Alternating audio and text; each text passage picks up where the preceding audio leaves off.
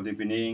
আজি ৰাতি মোৰ খাদ্য হ'ব ব্ৰইলাৰ মাংস 1 কেজি আনিছোঁ আৰু লগতে আলু বিলাহী ব্ৰইলাৰ মাংস হ'ব আৰু পিঁয়াজ জলকীয়া কাটি থৈছোঁ, আদা ৰচুন পিচি থৈছোঁ।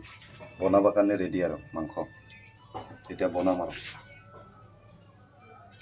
তেল গৰম হৈছে, এতিয়া মাংস ভাজোঁ আৰু মাংসটো মই হিলাই আছোঁ। পুৰা তেল গৰমত পুৰা ভাজি আছোঁ মাংসটো। বিলাহী দিলোঁ মাংসত, এতিয়া ধুনীয়াকৈ ভাজোঁ আৰু বিলাহীৰ লগত। আজি মাংস গ্ৰেভি হ'ব। এতিয়া পুৰা ভাজি আছোঁ মাংসটো।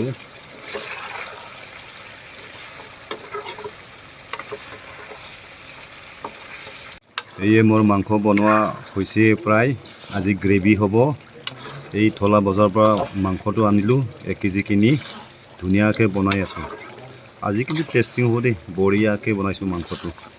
পুৰা গ্ৰেভি হ'ব মাংস, পুৰা ভাজি আছোঁ মাংসটো। পুৰা মছলা পাতি দি পুৰা ধুনীয়াকৈ ভাজিছোঁ, একদম গ্ৰেভি।